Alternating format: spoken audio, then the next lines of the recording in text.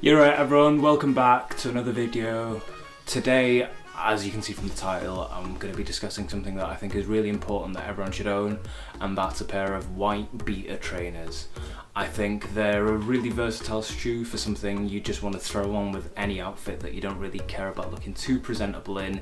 If you want to go for that more kind of casual look where you don't really need a pair of clean shoes, I think beaters are really important.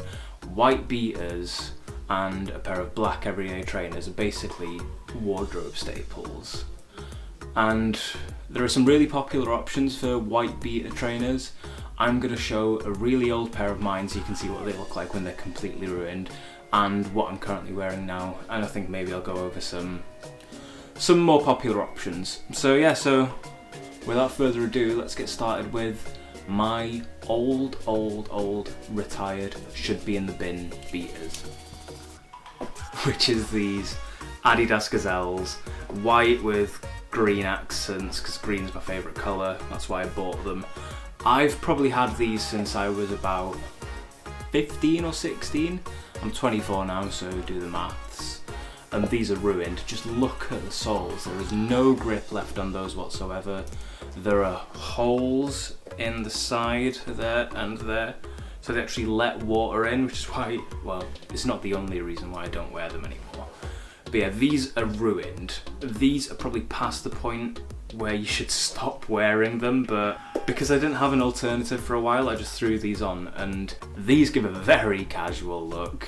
Probably more casual than you want to go for, but yeah, so these are what your beaters should probably look like after a decade of abuse. And yeah, a popular alternative to these now would probably be like your Stan Smiths, so be they the normal Adidas ones or your RAF ones. This is what they'll end up looking like after a bit of wear. I still might consider wearing these if I really didn't care what I was going for, but yeah. So yeah, I probably wore these for like nigh on a decade if I just wanted to throw a pair of white shoes on and I didn't really fancy wearing boots or anything like that.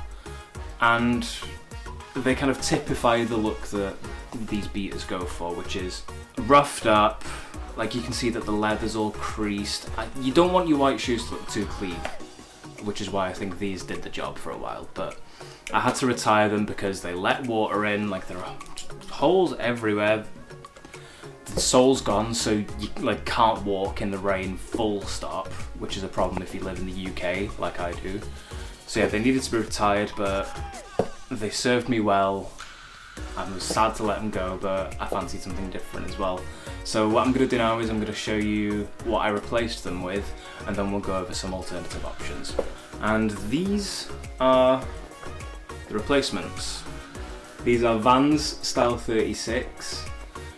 There's a story behind these. I might make a video behind them because I had a time and a half trying to get hold of these shoes.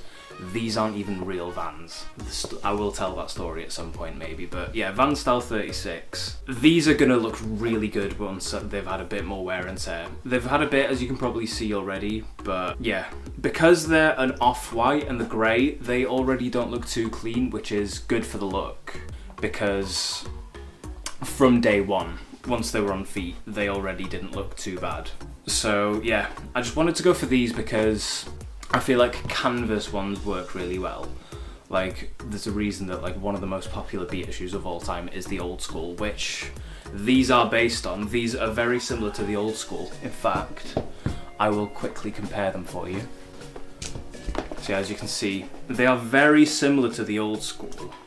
They've got a slightly smaller toe box and elongated kind of lace thing. And I believe that the Style 36 is kind of a more vintage, old school. It's an old kind of cut of theirs. And yeah, because these are off-white, grey, they beat really well. I wanted a canvas shoe, and yeah, I saw these, I fell in love with them, and I knew I needed a pair, so I chased them down. If you do want these kind of old school looking shoes with the red logo thing, you can actually do Vans customs. On the Vans website, you can knock up a pair of custom shoes.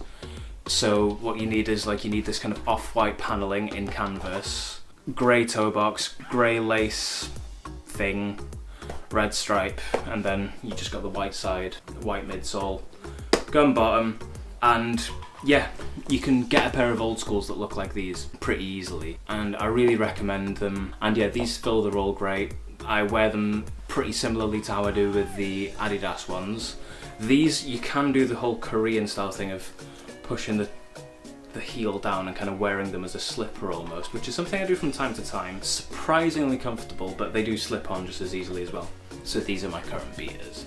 I actually bought 2 pairs because I had such a time finding them that I knew that once these had reached the stage where the Adidas ones have, that I'd want a fresh pair to start over again with. So I actually have a second pair of these that sat over in my shoe rack in bubble wrap, unopened, untouched, unlaced, and ready to go for the future. So as you can tell, I'm committed to these shoes for probably the next 20 years now, so they better service me well. Yeah, so those are my options for beaters, and some popular ones that you can look for are like Nike Air Forces are always going to be really popular for this. They're great for like a wider trouser. Skinny jeans, I think Air Forces do look a bit clumpy, like you're going to end up looking like a clown with them because they're such a bulky shoe that your feet are just going to be massive on the end of this kind of skinny silhouetted leg. So I wouldn't recommend Air Forces for skinny jeans, but they're definitely a really good option for, again, just a beaten up white shoe. I think they look better beaten up than they do new, if anything. I'm like, don't do a Scott Disick where you buy like a new pair every week or whatever he does.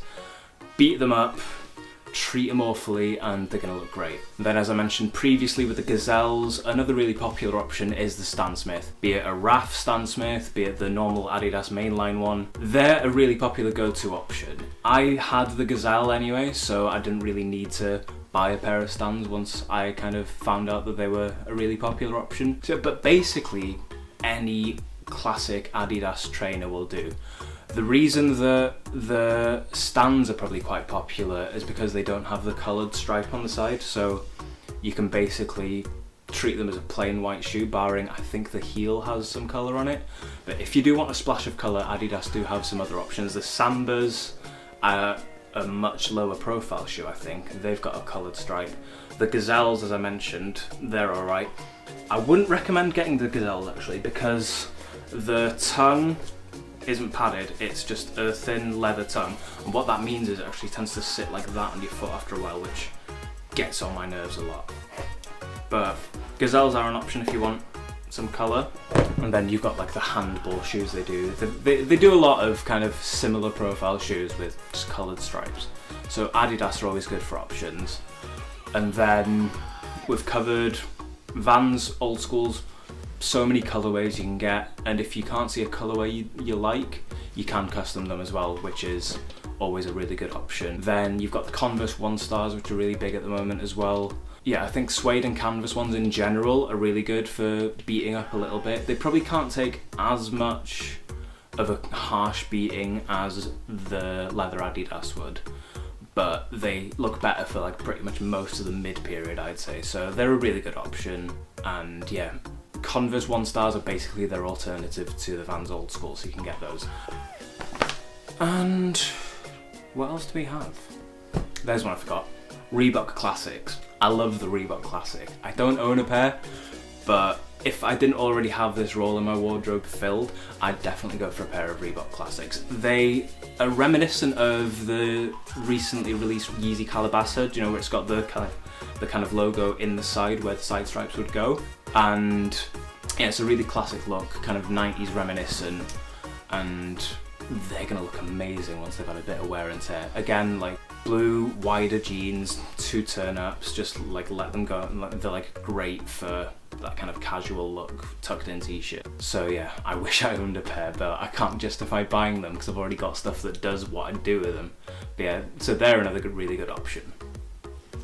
I mean, you could wear Converses, I guess, like the actual Chuck Taylors, but I think they fill a very different role to the kind of trainers that I've been discussing, but they're an option. Then some of the quick options, you've got like the Nike Kill Shots. I know they're really popular. They're an America exclusive, I think, or they were up until recently. And there are some like internet forums that are obsessed with these as like the perfect timeless trainer, which I'm not sure I believe in. I think they fill the role that a lot of ones do, with just any kind of like gum sole white base with some grey accents to it, but I know they're a really popular option. And then another one you can get is either the German Army trainer, the GAT, or the Maison Margiela replicas, which are the Margiela versions of the German Army trainer. I think the Margiela ones are probably going to set you back around 200 quid if I'm aware, whereas you can find German Army trainers on eBay for I think probably about 30-40 quid. So I don't see why you'd go for the Margiela ones personally, because they literally are Margiela's version of the German Army trainer, but they're another really popular option.